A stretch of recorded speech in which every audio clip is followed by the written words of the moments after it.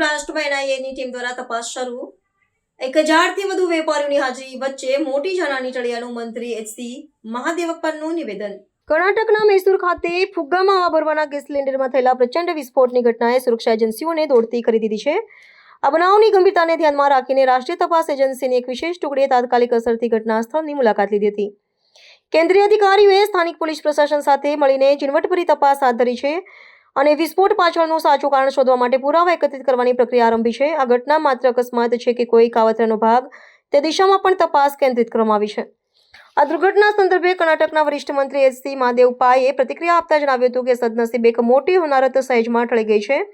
તેમણે પરિસ્થિતિની ભયાનકતા વર્ણવતા કહ્યું હતું કે મૈસૂરની આસપાસના વિસ્તારોમાં સિઝન દરમિયાન 1000થી વધુ વેપારીઓ અને શ્રદ્ધાળુઓ એકત્રિત થતા હોય છે. મંત્રીએ ભારપૂર્વક જણાવ્યું હતું કે જો ફાટેલા સિલિન્ડરમાં હિલિયમ સિવાય અન્ય કોઈ જ્વલનશીલ કે વિસ્ફોટક રાસાયણિક વાયુનો ઉપયોગ કરવામાં આવ્યો હોત તો તેના પરિણામો અત્યંત વિનાશક અને કલ્પના બહારના હોત. હાલમાં તપાસ એજન્સીઓ દ્વારા વિસ્ફોટકના અવશેષોને ફોરેન્સિક તપાસ અર્થે મોકલવામાં આવ્યા છે. એનઆઈએની સંડોવણી દર્શાવે છે કે તંત્ર આ મામલાને હળવાશથી લઈ રહ્યું નથી. આગામી સમયમાં જાહેર મેળાવડા અને બજારોમાં ગેસ સિલિન્ડરના ઉપયોગ અંગે કડક નિયમો લાગુ કરવામાં આવે તેવી શક્યતા છે. મંત્રીના નિવેદન બાદ સ્થાનિક વહીવટીતંત્ર દ્વારા પણ સુરક્ષા વ્યવસ્થા વધુ સઘન બનાવી દેવામાં આવી છે, જેથી ಭವಿಷ್ಯમાં આવી કોઈ પણ અનિચ્છનીય ઘટનાઓને નિવારી શકાય. ಒಂದು ಅನಿರೀಕ್ಷಿತವಾದಂಥ ಘಟನೆ, ಆಕ್ಸಿಡೆಂಟಲ್ ಇನ್ಸಿಡೆಂಟ್ ಆಯ್ತಿದ್ದು. ಬ್ಲಾಸ್ಟ್ ಆಗಿ ಬಲೂನಿಂಗ್ ಬ್ಲಾಸ್ಟ್ ಆಗಿ ಒಬ್ಬ ವ್ಯಕ್ತಿ ಮಾಡ್ತಿದ್ದವನು ಮರಣ ಆಗಿದ್ದಾನೆ. ಇನ್ನೂ ಇಬ್ಬರು ಸೀರಿಯಸ್ ಆಗಿದ್ದಾರೆ. ಒಬ್ಬರು ನಂಜನಗೂಡವರು, ಲಕ್ಷ್ಮಿ ಮಂಜುಳಾ ಅಂತ ಬೆಂಗಳೂರವರು, ಮಂಡ್ಯದಿಂದ ಹೋಗಿ ಅಲ್ಲಿ ಅವ್ರ ಗಂಡ ಆಟೋ ಓಡಿಸ್ಕೊಂಡಿದ್ದಾರೆ. ಇನ್ನೊಬ್ಬ ರಾಣೆಬೆನ್ನವರು ಸ್ವಲ್ಪ ಕಾಲು ಕೈ ಸ್ವಲ್ಪ ಪೆಟ್ಟಾಗಿದೆ. ಸೊ ಇಬ್ಬರ ಸ್ಥಿತಿ ಸ್ವಲ್ಪ ಇನ್ನೂ ಸೀರಿಯಸ್ ಆಗಿ ಇದೆ. ಇದು ಒಂದು ಆಕ್ಸಿಡೆಂಟಲ್ ಇನ್ಸಿಡೆಂಟ್, ಅನಿರೀಕ್ಷಿತ ಘಟನೆ. ಸೀಸನಲ್ಲಿ ವ್ಯಾಪಾರ ಮಾಡ್ತಾರಲ್ಲ ಅವರು ಕಾಲಕ್ಕೆ ಐಸ್ ಕ್ಯಾಂಡಿ ಮಾಡೋದು, ಇಲ್ಲಿ ಬಲೂನ್ ಮಾಡೋದು. ಆ ಬಲೂನ್ ಅವರೇ ತಯಾರು ಮಾಡ್ಕೊಂಡು ಹೀಲಿಯಂ ಮಾಡಿಕೊಂಡು ತಯಾರು ಮಾಡಿಕೊಂಡು ಹೊರಗಡೆ ಇಲ್ಲೇ ಗ್ಯಾಸ್ ಇಟ್ಕೊಂಡು ಮಾಡ್ತಿದ್ದಂಥದ್ದು. ಹೀಗಾಗಿ ಅದು ಸ್ಫೋಟ ಆಗಿದೆ, ಹೀಟಾಗಿ ಇದಾಗಿ ಎಕ್ಸ್ಪ್ಲೋಸ್ ಆಗಿದೆ.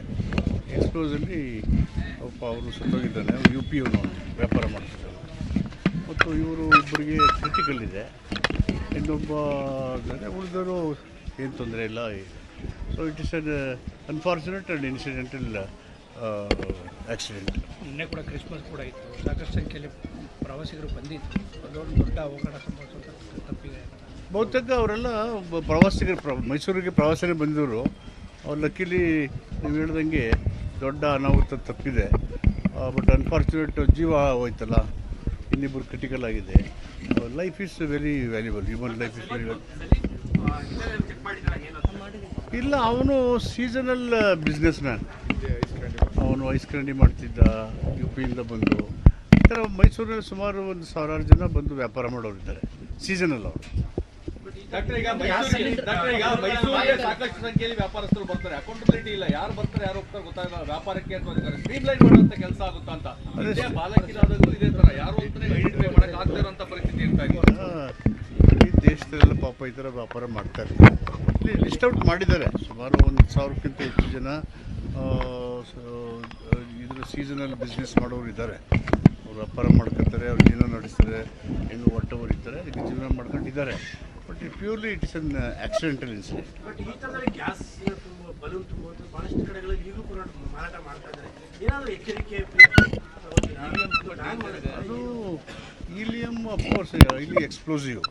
ಅದಕ್ಕಿಂತ ಹೆಚ್ಚಾಗಿ ಇಲ್ಲಿ ಹೈಡ್ರೋಜನ್, ಸೋಡಿಯಂ ಮತ್ತು sodium hydroxide and caustic soda, ನೆಲ ತೊಳಿತೀವಲ್ಲ ಕಾಸ್ಟಿಕ್ ಸೋಡಾ ಹಾಕಿ ಕ್ಲೀನ್ ಮಾಡೋಕ್ಕೆ, ಆ ಥರದ್ದು ಬಳಸಿದ್ದಾರೆ. ಹೀಲಿಯಂ ಆಗಿದ್ರೆ ಇನ್ನೂ ಹೆಚ್ಚು ಎಕ್ಸ್ಪ್ಲೋಸ್ ಆಗಿಬಿಡೋದು. ಹೀಗಾಗಿ ಆ ಥರ ಹೀಲಿಯಂ